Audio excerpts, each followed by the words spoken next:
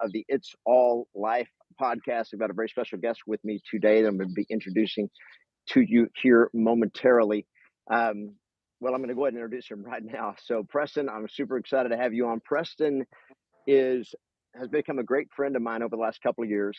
I guess most people would call him a serial entrepreneur, a real estate broker. You own multiple companies. You're also a speaker. You are a coach. You have multiple businesses that earn seven figures or more of profit every year, including being the number one home builder in El Paso, Texas. And Preston is also going to be one of our key speakers at Millions Live. So if you don't have your ticket yet for Millions Live, go to millionslive.com and get your ticket, where you're going to spend 3 days getting the best of the best of strategy and approaches and mindset from millionaires and multimillionaires who have 7, 8, and 9-figure incomes. And Preston is going to be one of those speakers. But Preston, I'm just super honored to have you today. If I could describe Preston personally, the first word I would use for you is generous, because your friendship with me over the last 2 years has just been a friendship of super generosity, not just with me, but just the way you show up in the world. You're probably one of the most powerful, most optimistic optimists that I have ever met. And one of those guys who is relentless on one hand, at the same time, the most laid back guy I've ever been around. It's like, how does he do all this and never seem to be busy? So, my friend, welcome, and thank you for joining us today. Thanks for having me, brother. It's real easy to be an optimist when you're a realist. Interesting. So I want to hear more about that. So first of all, because I'm, it's like we're never as famous as we think we are. Give us your background. Like, if you can give us a 60-second version of, like, where did Preston come from? Because you did not come from money. You did not come from, a pedigree. Tell us about your background. My background, grew up broke in the most loving, beautiful family imaginable in a little trailer park in Cañutillo, which is right outside of El Paso, Texas. My dad wanted the dreams and the life that we watched on TV, not the one we had. And we had all the love you can imagine, but we didn't have any money. I remember times where we were struggling and maybe not hungry, but definitely not spoiled. And my dad opened his business, went to work, did that generous thing that entrepreneurs do, and poured out from his heart. Didn't know how to bill, didn't know how to charge, didn't know how to collect. One day my mom loses her job. Money gets scarce when there's only one income in a poor family, and that income doesn't know how to collect. So my mom and my dad had that first fight I remember, and she said some words. I don't remember all of them. She said a lot of them. I remember it was loud. I remember a frying pan getting thrown across the trailer. He heard these following words that ring in my head to this day, and it's: a real man can feed his family. Go collect what you're owed. And if you don't, you know the implication. So I went with him. I was the charity piece. We went up to a house not far from where I used to live on the mountain. And man, I'll tell you what, this guy that was all of 5'8", 5'9", gets up there with my dad at 6'4". I knew what was going to happen. My dad could kill this guy with a napkin. But like any good story, I was wrong. And this guy leveraged money to turn my dad from the man into a guy compromising. And my dad beautifully made a choice that day. He understood that he needed to collect or not come home. My mom was never an unserious lady. So he took the change out of this guy's pocket, not the thousands of dollars he was owed as a new entrepreneur, and he gave up on his business dreams. He quit his business that day. He didn't realize that I learned hatred that day. I hated that man. I became the most corporate son of a bitch you'd ever meet. I started thinking money was the meaning of life. You come from love as the meaning of life. You go to money as the meaning of life. It's a big pivot. That happened for, till about 2019. And I built big companies. I was ruthless. I didn't care who I put out of business. If you didn't like Donald Trump, you'd have hated me. And because it was all about the money. I was a shit father, terrible husband. But you know what? I knew how to make money. And I built formulas and all this. And 2019, Dad sat down in his favorite chair. Dad went to sleep. Dad didn't wake up. I got to the house that night. I looked around at my family. I'd never lost love. Never lost it. Came from an abundance of love. Never lost it. Here I was looking around at all these people that were broken. They were broken the same way I was. At least I had that entrepreneur training that step up, lean in, figure it out. But brother, it tore me apart. Like that day, I realized all my formulas for scaling, all my formulas for growth, all my formulas for everything didn't get me time with the man that was my hero, that taught me how to be who I was. So I pivoted everything. I said, hey man, how can I change these formulas? You know, your worst day and your best day are often the same day. How can I change these formulas and turn this into something that I can leverage so that I get time with the ones I love, so that I can lift other people out of this trap, so that I can become something more. And the funny thing is, you want to make God laugh, tell him your plans. Want to make him smile, laugh with him. Joy, walk a mile in the shoes he puts you in. And so I started walking, bro, and I pivoted my formulas to automation instead of scaling.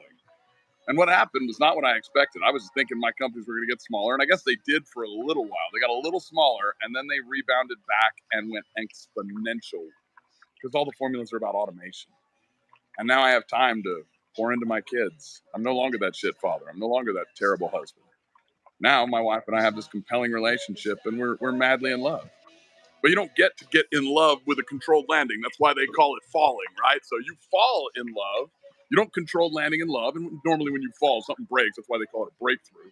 And I just learned love is the meaning of life, thanks to my dad being my greatest teacher. So I hope that was not too much over a minute, but I didn't want to shortchange the story. No, this is perfect because so you're took literally the money piece and the love piece and have integrated that into this. So a lot of the work, and when I first met you, a lot of the work that I found out you had done was personal development work.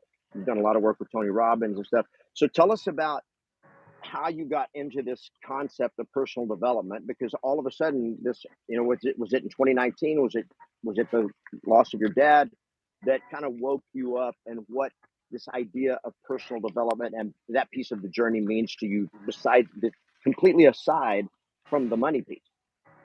So personal development probably started before I lost my dad. I think I got into it in 2015, 2016. I don't remember the exact time, but I was in competition with this big Keller Williams franchise. I had a brokerage. I mean, we were kind of rival for number one.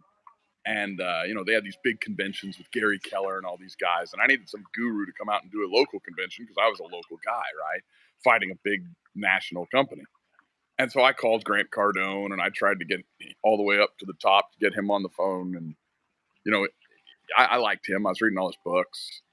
And they passed me to somebody who could not sell at all. And his books had taught me some stuff about selling. So I was like, okay, well, maybe I don't want this guy. He can't sell. And I've met Grant since, and he can sell. I mean, that one guy should not be a reflection on his organization. But at that point, that shifted me. And so I was like, all right, well, now I'm going to call Tony Robbins. So I literally dialed RRI, and I tried to call Tony. And of course, I couldn't get as high at RRI as I was able to get with Grant. I think I got to their number 2 guy over there, Jared or something. And then they bounced me somewhere else. But they kind of, hey, do you know who Tony is? Well, why don't we send a speaker to your office? And so they sent a speaker to my office, and everybody at my office signed up for a Tony event. They all went to a Tony event. Yeah. I was just blown away at the energy and all this. And even from that kind of corporate cutthroat place I was in, I was like, okay, there's something good here. And I dove in. I dove all the way in. And I went and just learned. I joined their platinum group, and I learned massively. I mean, everybody was there for the friends and the people. I wasn't. I was there to learn. I think I made one friend in my first year of plat. And, year 2, I joined their Lions group. I think COVID hit. I didn't want to stop traveling. They had stopped traveling. So I called a bunch of friends and said, hey, you guys still want to travel? Like, let's all put in a few grand and go traveling. And I guess I triggered somebody at RRI at that point. So, then I opened this company, YBL, and I get sued by RRI. Tony Robbins, my former mentor. And at this point, like, that was right after my dad had passed. And so it's another kind of piece to the longer version of the story. I delegated a lot of that fatherly energy when I lost dad over to Tony, because he was that great source of like love and beauty and purpose and all this that I'd seen in another man like my dad, who could be that loving and that generous. And so when this lawsuit came, it was almost a gift, and we've settled it. It's gone. Like they've gone their way. We've gone our way. I don't think there's any bad blood. But it was beautiful, man. It was, I know Tony does a lot of breakthroughs. I don't think this one was intentional on him, but it gave me the ability to be my own leader. That, like, when I delegated this fatherly leadership opportunity away from my dad and to Tony when I lost dad, and then not even 6 months, a year later, like, I'm getting just, it was the David and Goliath story. Apparently they didn't realize the tall guy doesn't win, And so it made me have the ability to lead me. Does that make sense? And it was a gift where I could step in, lean in, and have 2 types of confidence. I mean, there's self-confidence. So you can have self-confidence for anything you've ever done. And then there's God confidence, right? And God confidence is, believing what he said. Like he said, the faith of a mustard seed can move mountains. Well, you should go move them. He didn't put you here to not move them. You don't need to move all of them. Go move one, pick one at a time. And a lot of people are like, oh, I don't know why I have so much self-doubt. You might not. You might have God doubt. Faith is believing in the stuff you haven't done yet, not the stuff you have done yet. Self-confidence is believing what you have done. That's why I say you can have all the confidence in the world if you're a realist. Every realist is an optimist. So tell me more about this concept or this breakthrough where you went from needing a leader, i.e., your father figure, Tony Robbins, almost like needing somebody to guide you, to being free to be your own leader. How'd that come about? And people are looking at, like, they're looking for the answer, and they're always looking for the answer over there for this guru or that guru, and they're looking for the answer outside of themselves. And what I'm hearing you say is you found the answer inside of yourself and God, and just trusting that God had you.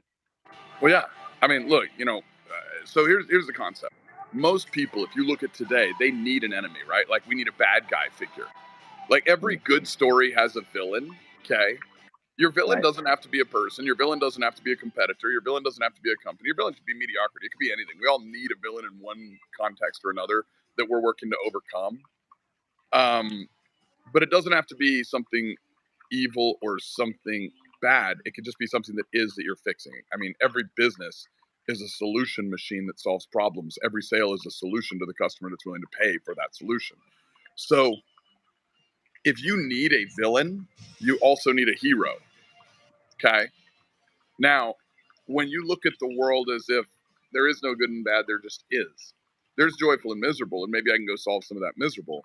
Then you don't need a villain, and you don't need an external hero.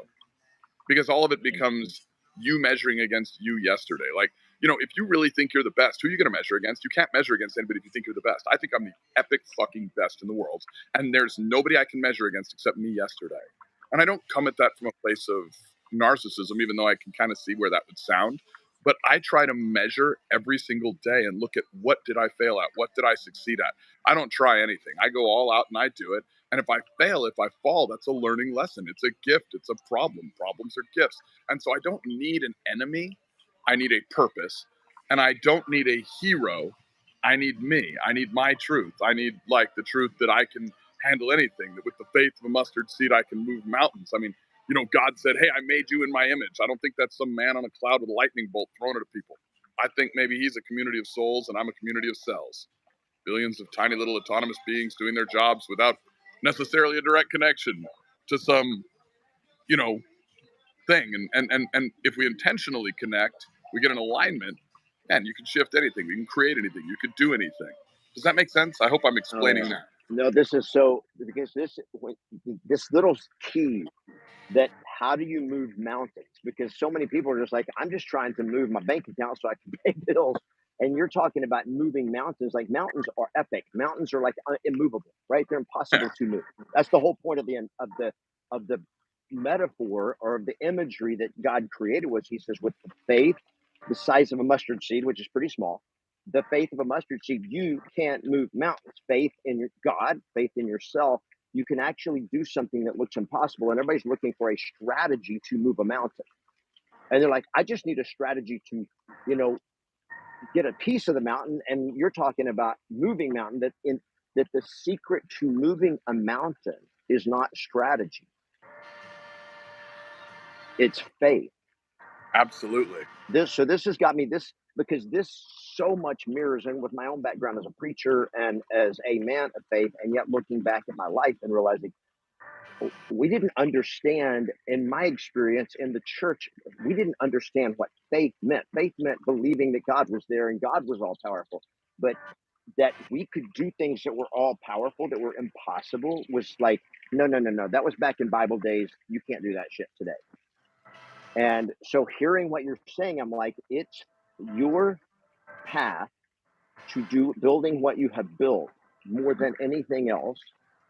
Would you attribute that to just your belief? Sure, I'd say I attribute it to purpose, man.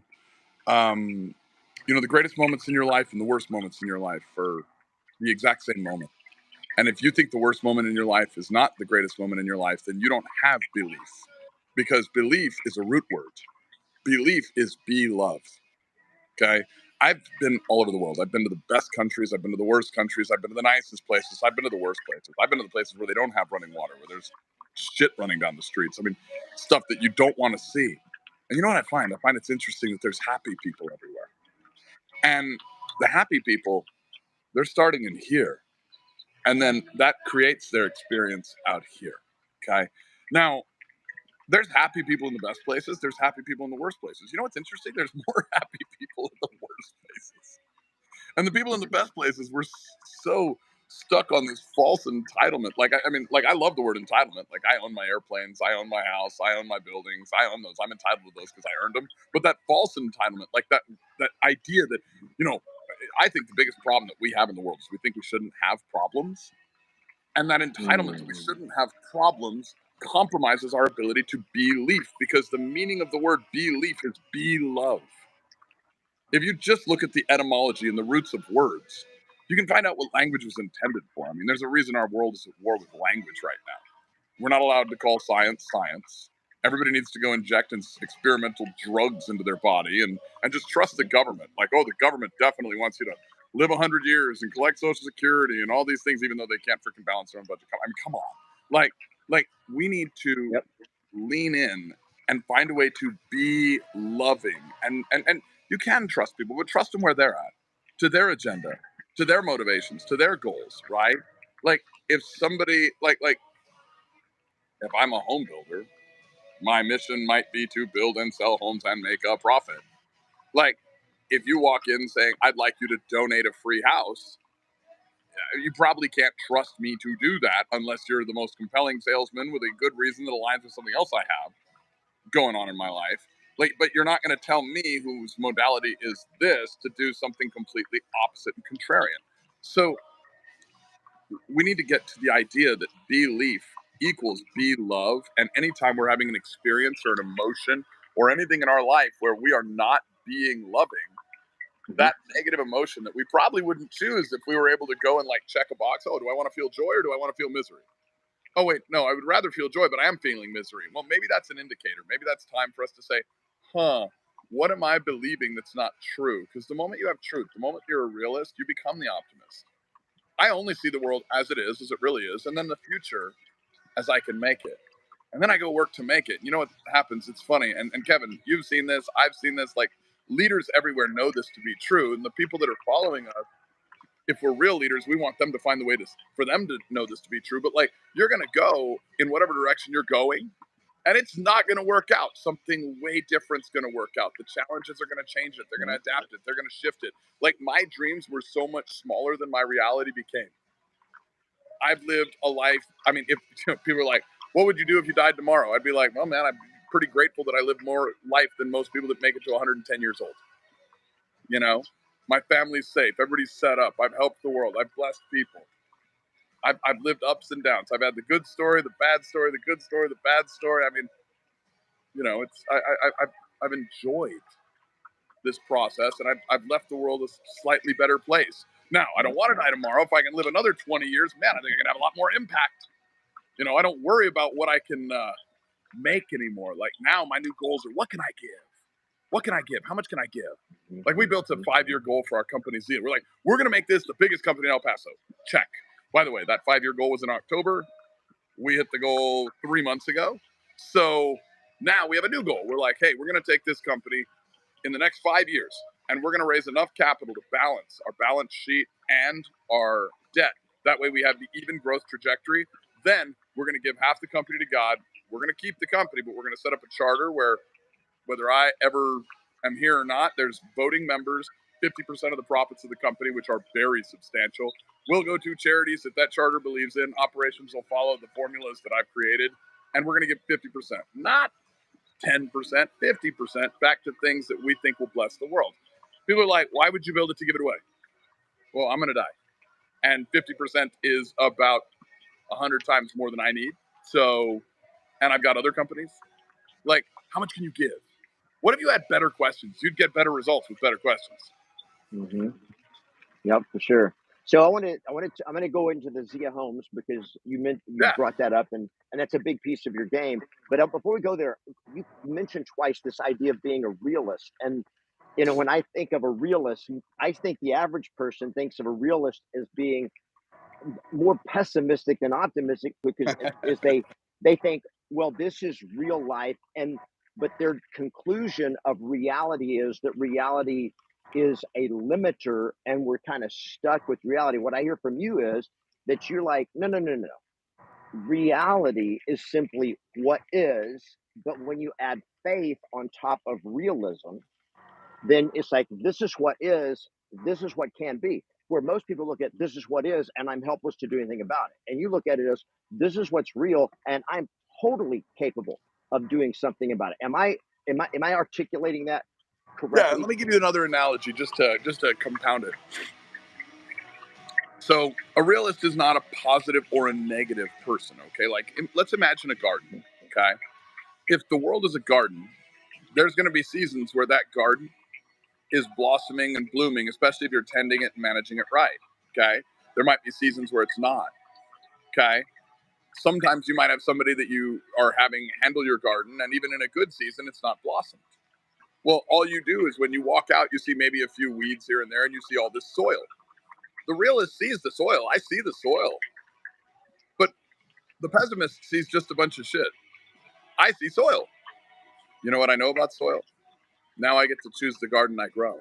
And you know what's beautiful about that soil is I can take any seed, like that mustard seed we talked about. I put it about 6 inches deep in that soil, add some water, and in a few weeks, women will lean down 6 inches above that soil and smell that flower. Yep. I see the garden. That's it. Yep. So there's always potential. There's always something you can do to impact the reality and make the reality different. All Exactly. right. 100%. All right. So let's talk for a minute about real estate because your background in business was in real estate. You're a real estate broker. You own a real estate brokerage. You own other ancillary service companies, hard money lending, and so forth. And you own Zia Homes in El Paso. So tell us about what got you into real estate and why you see real estate as such a great game for entrepreneurs. So I got into real estate probably not for the right reasons. I wasn't necessarily that. I was chasing money, not my passion. Real estate's not my passion. I love entrepreneurship. I love formulas. I was a damn good realtor, but I was damn good at the money part. I got into real estate because somebody told me there's 3 ways to get rich, right? And I wanted to be rich because of my story with my dad. Yep. And so this friend of mine, and I'd say mentor too, David Caramy, said there's 3 ways to be rich. You go into banking and you can be rich. You go into medicine and you can be rich, or you go into sales and you can be rich. Now, I got kicked out of the Air Force for beating up a cop, so the likelihood that I was going to be able to go into anything when you got a felony on your record, my job would have been like waiter, so that kind of limited some of my options.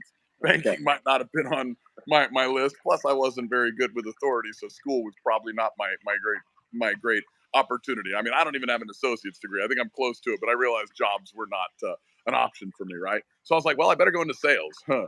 And with my background, what do I sell that I can make money? And of course, drugs popped up. Luckily, I never went there.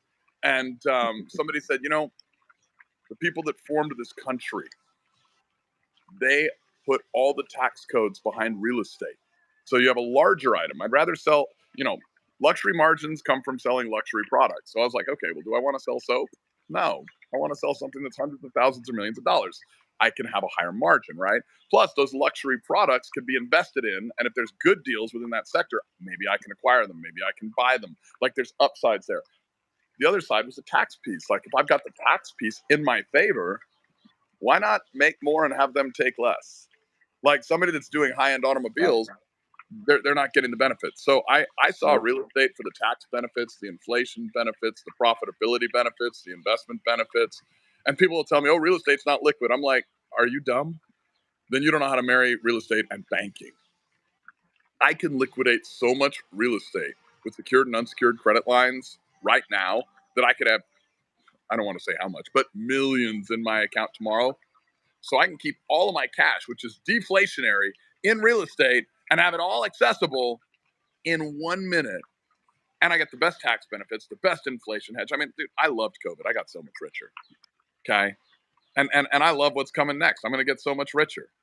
Right now, I hope everybody's in real estate. I hope everybody's in gold. I hope everybody's in probably number one, productive companies that are need-based, not greed-based. Okay, if you're in Campbell's Soup, that's a need company. You know, if you're in Rolex, that's a greed company. Okay. Interesting. Interesting. So when I was last time I was with you in El Paso, we were driving down the road in your McLaren, and you pulled over to do a real estate, not a real estate, actually a stock transaction, and to show me something. But after we did that, there you were showing me the money you were making from this one thing that you were doing, one strategy. But as we're driving away from that moment, you just said, "I don't know, dude. I'm just a money magnet. I've always been a money magnet." And I want to just ask you about that as a story. That is a personal story, a belief about who you are. How does somebody develop that? And people are like, I don't know, I just never seem to be able to make money. And your story is the exact opposite. How does somebody go from being, I can't make money, I can't figure out how to make money, to actually believing I am a money magnet? How do they So, do that? How did you do that? you know, look for what's true. You know, and I'm going to ask anybody watching this, you know, because this is truth. Please share this because everybody needs this. If you're watching this right now, please share this. Everybody needs this truth, or put a comment. You know, agree with us, disagree with us. Tell us what you think on this. But look, I mean, as a Christian, you can take this Christian, or you can take this in any other belief. I mean, they all have common beliefs from what I've seen with every other religion on the planet. You know, I look at, like, it says I was made in His image, right? Well, was He a creator or was He a slave? So He didn't make me a slave. Creator. He's the Yep. King of Kings, not the king of sheep. You know, Peasants. Yep. and as a king, if he's the King of Kings and I'm a king, then I should be able to tax my environment. And so I need to go look at my environment and see what soil is ripe for sowing seeds. And I just know, like, and now I've evidenced it. I believe that I'm a money magnet. And then I believe that money is within a formula. It is locked into a formula, no different than our life, our existence, our universe is locked into a formula. I mean, we think the universe is complicated, right? I tell you what, like, you know, all my friends that say universe, I think they say universe because it's way scarier to say God. Universe, if you look up the meaning, means one verse. What if there's an entire book of songs or an entire library of song books? And universe was only one verse and one song.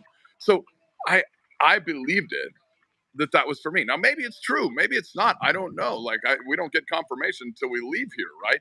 But I'll tell you what, my evidence is now billions in sales and hundreds of millions in net worth, and, you know, millions monthly in profitability. And every time I've looked at money in any way, shape, or form, in anything, I can figure out the process of how somebody generated it. It's all a cause and effect system. So the same way God looks at the universe as a cause and effect system, and we say, oh, we can't understand that. I look at money as a cause and effect system, and there's always been a way to understand it. I've never found anything around money that I could not understand. It has all been dissectable. It's all been formulaic. It's all transactional. Does that make sense? Totally. Yep. Totally makes sense. So if somebody's looking at this and they're looking at you and like, okay, well, it's easy for you to say because you've got all this money and you've built all this stuff. And by the way, going back just to reiterate something you said earlier, is you have used business and money as a way now through automation to let you have a life and be a great dad, be a great husband, to spend time with your family, to be able to spend time with people that you care about. Um, if somebody were just to say, okay, Preston, break this down for me. What are the secrets to true success, and why is it so elusive for most people? So I'm going to say it this way, and it just popped in my head. So I don't know, maybe it's for somebody that's listening. The secret to true success is you, and you're not telling yourself the secret. That's most people's problem. Like, they don't have that belief, they don't have that faith, they don't think they're enough. You know, when you start telling yourself the things you wish other people would say to you, you'll start hearing it. You'll start believing it. Repetition is the mother of all skill, and evidence creates beliefs. Nobody starts perfect. Everybody starts on a journey.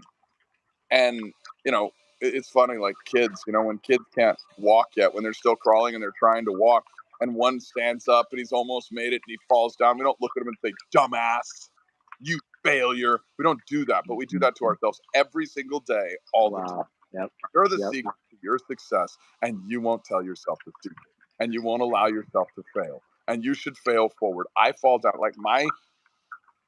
I literally think love is the meaning of life, and just as love is the meaning of life, problems are the meaning of life. And here's how I prove that. I believe that if heaven was perfect, God would only send us here if this place is not perfect for one of two reasons. Either he doesn't like us and this is hell and we are being punished, or we had something to learn. And maybe it was how to be loving and joyful and fulfilled despite our problems. What if the problems were the gift? What if the iron that sharpens irons were the problems in our lives? What if unconditional love meant that you could measure love? Because you only suffer when somebody breaks your conditions. Yep. So we measure love by suffering. And the more I would suffer for you, the more I love you, because I'm willing to sacrifice my own conditions for you. What if that was what we were here to learn? So somebody would ask, so how did you go from, did you just always believe in yourself, or did you learn that? Where does that come from? Somebody says, well, they were raised and they were taught not to believe in themselves for whatever reason. How do you learn to actually believe in yourself? Well, you take every problem and you find the beautiful meaning in it. You take every failure and you find a way to hone it and succeed. It's like entrepreneurs building businesses, right? Like everybody thinks they're going to build this big, perfectly organized business. That's never happened once. You build a giant, discombobulated, disorganized business. Then you go and you reorganize it. You hone it down. You restructure it, if that makes sense. So you grow big and inefficient, and then you hone down to efficiency. And so let me give you a staircase to belief. Okay, I'm going to give you a formula, and this formula is probably the most valuable formula. I normally only give this away to my coaching clients in YBL. Okay, but there's gifts in the formula, no different than Pavlov's dog. We will ring the bell every time we receive that gift of. If we've received the gift of food, every time the bell rings, we'll come back to it, right? So imagine a staircase, okay? Level 1, being, okay? You get a gift of time. We should study our problems like we do our Bible, like we do our spouse, like we do our children. And as we study them and we understand them, we can solve them at a better way. Becoming gives you the gift of talent, because now you've decided to take action. You've truly studied something. You've learned about it. And when you take talent, you can measure what's moving, because when you're moving, you can measure it and you can measure and adapt. You don't have to be perfect at first. You have to be perfecting. The goal is to be perfecting, not perfect. Okay? So you have time and you have talent in being and becoming. Next one. Once you've measured movement, believing. Believing gives you testimony. There's a reason the Bible's the best-selling book every year, year over year. Why? Because of stories. We love stories. Facts tell, stories sell. So, after believing, you get belonging. Belonging is treasure. That's the cars, that's the airplanes, that's the stuff. It's what all the people look at. It's the lifestyle. Everybody says, oh, I want that. But they don't realize the true gift is in this staircase that I'm telling you about. Belonging is treasure. After that one comes the next one. It's the most important one. So you have being, becoming, believing, belonging, and last, blessing. It gives you truth, okay? And it gives you trust. Truth sets you free, and trust allows you to go forward and do it again. So it starts with you just taking where you are in life and time and looking at whatever comes your way and saying, okay, this is what is. Now let's make it better. Let's make it Right. better. Let's make And it I left better. one And out. It you're the gives you one. truth, trust, and tithe. Sorry, I left that one out. I normally have my little documents in front of me when I'm coaching. I'm going off of memory right now. Perfect. It's perfect. So this piece of developing confidence cannot come. Believing in yourself cannot come without problems. It cannot come without adversity. It cannot come without the struggle. without you looking at a problem, taking the problem, and instead of saying, somebody help me with the problem, of looking at it, saying, okay, what can I do about this problem? I can do something about it. And things are going to mess up. You're going to make mistakes. But through all of that, you, like you said, you hone it down, you build something. It's a shit show. You build a business and it's all over the place, chaotic. And then you're refining, you're cleaning it up, you're restructuring it. And that process of overcoming the mistake rather than always looking for somebody else to bail you out is the path of growth, of both growing in your ability to solve a problem, but also your own ability to build your belief that you are capable. Oh yeah. And every time you build your belief on, I mean, even the smallest problem's a gift, because when you solve it and you build your belief, I used to do this exercise with agents, and I have an agent that doesn't like me much, that doesn't realize how much I added to her life with just this little system. I made her, this is probably 10 years ago, and now she's a competitor, and I respect her so much, but I made her set two goals. One that was a reasonable goal based on past, and one that was an unreasonable goal. And then we built back the levels to get there. She passed the reasonable goal in a month. What was interesting is that belief shifted. 3 months later, she had passed her unreasonable goal, and she had her first $80,000 month ever in El Paso, which is hard to do. At that point, it was harder because I think the average price point on a house was 130 grand. And she was like, I can't believe I've made this much money. And so overcoming the problem is the key. It's not about being perfect. It's about perfecting. And every time you do, you become more. Yeah. Yeah. And we're trying to look for the way to not have to go through the pain. How do I avoid the problems? How do I avoid the failure? How do I avoid? So it's funny because all the successful people I know, they have a simple difference. That you know how we avoid the problems? We run straight at it. 9 times out of 10, when I run straight at a problem, it runs away. 1 time out of 10, it stands its ground, and I find out that I'm more than it. Okay? Start with problems that are your size, and you get bigger. And then you get bigger. And then you get bigger. The problems run away. 9 out of 10 of them run away. All they need is for you to approach them. If you avoid them, what you resist will persist, and it will grow the longer it's allowed to feed on your energy and strength. Oh, yeah. And The this is faster true. you run at it, the quicker it runs away or dies. And this is the first law of nature. I mean, you look at this, if you're confronting a wild animal, the one that runs is the one that's going to die, the one that runs away. It's so funny. I'm down here in Costa Rica, right? Guanacaste Coast, where you told me was the prettiest place. And there's iguanas down here. Well, the iguanas, when you have food, they'll come up. And what's crazy is as people move away from them, they just keep coming. And when you move it, even an iguana, I mean, they're only like 3 feet long. Yeah. They're just little things. But when you face them, they run away. If you move in toward them, then they run. If you run from them, they're going to take your food. And then they get conditioned to believe that, oh, I want food, I get food, and you're going to run away from me. It's the same with dogs. It's the same with people. It's the same with anything in life. I love that this is how we get belief is by the. I love it because when you said this twice. You said your worst day is also your best day.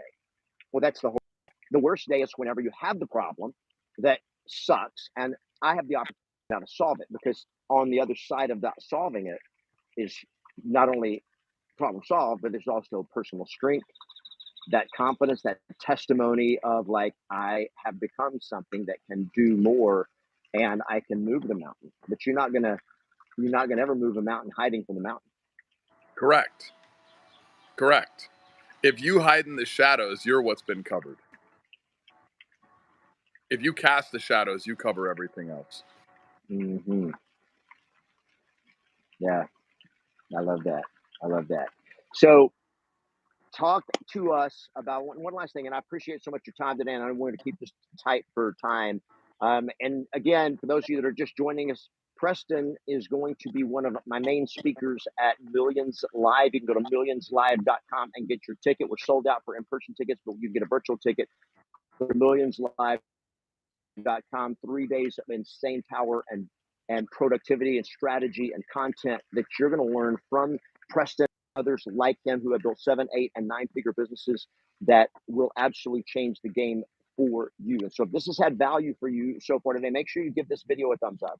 Make sure that you comment any questions you have and all that, but also make sure you get your ticket to come join us at millionslive.com. So let's wrap this thing up. Well, I want to We're say just this talking too, if it's okay. Come on. I have Of course. prepared something. Like I have so much love for the real estate world because I came there. So I spent a bunch of time preparing something unique and very special for your team that, I mean, especially the folks in the room, but everyone is going to get, I'm just going to tell you, a value that they did not expect and did not come for. They are going to come for the business, and they are going to learn something more and become something more in that moment. If they're authentic, if they're willing to play, I've set something up that will work for real estate people. I've tested it on a few of mine, and oh my gosh, bro. So if you're coming, be authentic. Maybe bring some tissue because we're going to go real deep, and we're going to send you away from that event with the ability to go change the fucking world.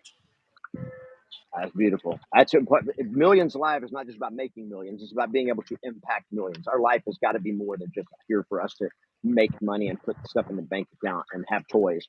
So there's definitely more to it than that. I'm super excited. You're going to be flying in on your own private aircraft with another gentleman who is also a What's funny? Very, very wealthy.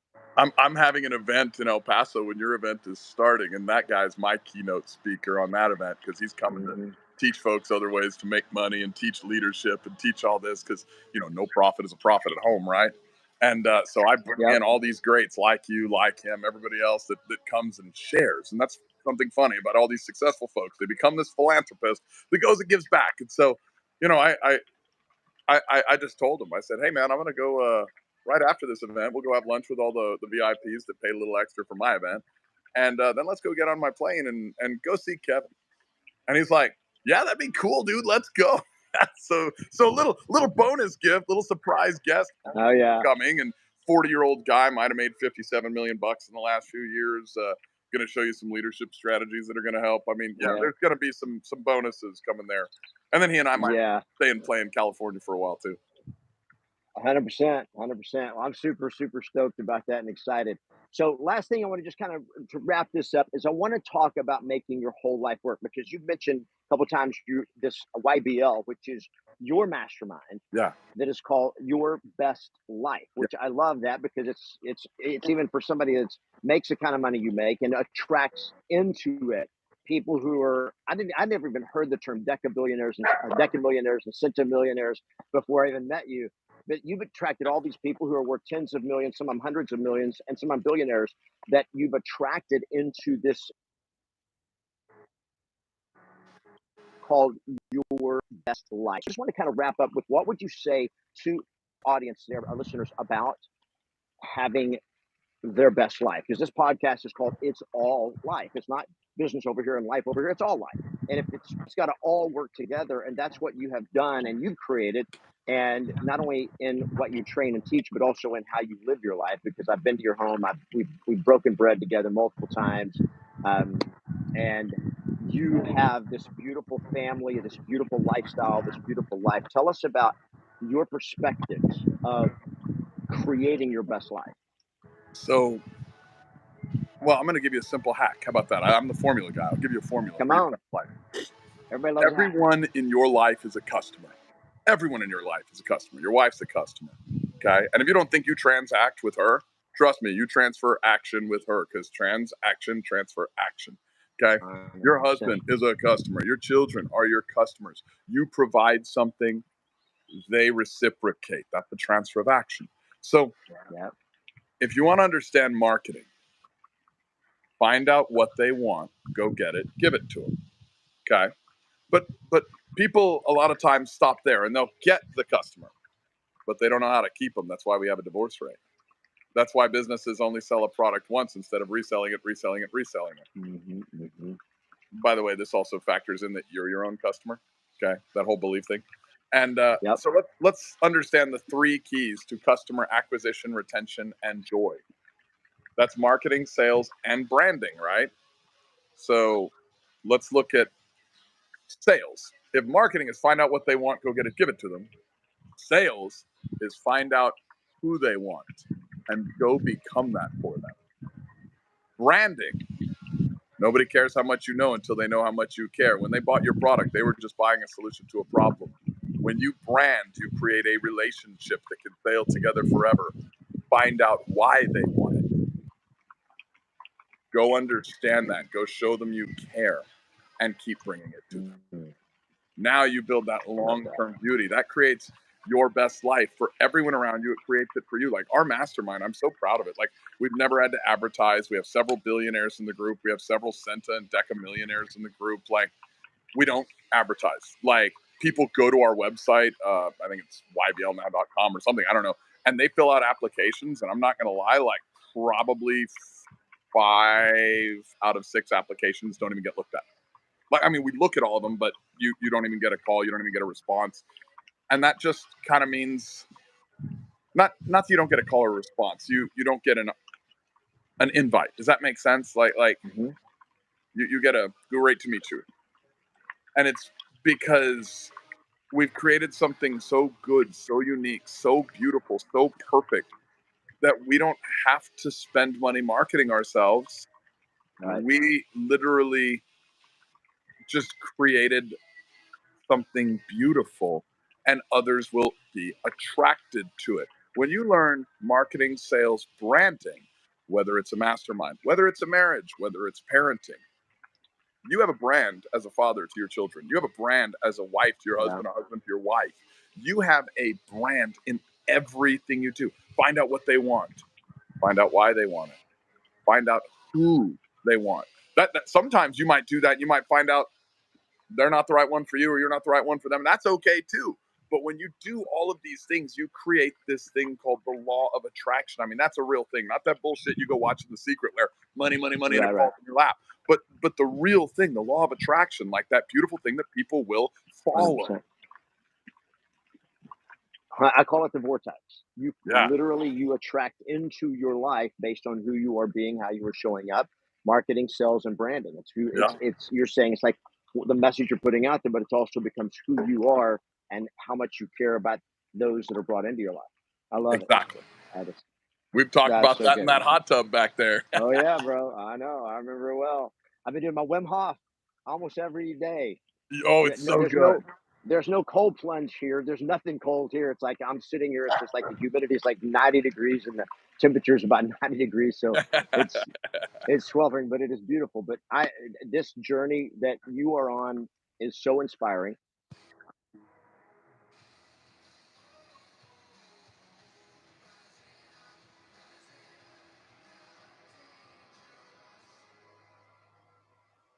Did I lose you, brother?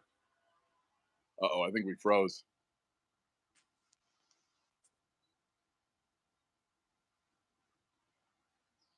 Yep, looks like we froze. We just jump in here. Hey guys, I think we're about near the end of this. I think Kevin just froze a little bit. He's out in Costa Rica enjoying life and living his best life. If you're coming to the event at Redondo Beach, I look forward to seeing you there. If you're not, you need to look into it. You need to check out Kevin Ward. The guy is amazing. He's become a personal friend and a brother, more than just a friend. The guy is absolutely beautiful, and he's just a servant-hearted leader that wants to bless everyone in the world. So, thank you guys for taking the time to invest in yourself, to listen to this. Hopefully I see you guys in Redondo Beach with Kevin. Y'all have an amazing day on purpose. Bye.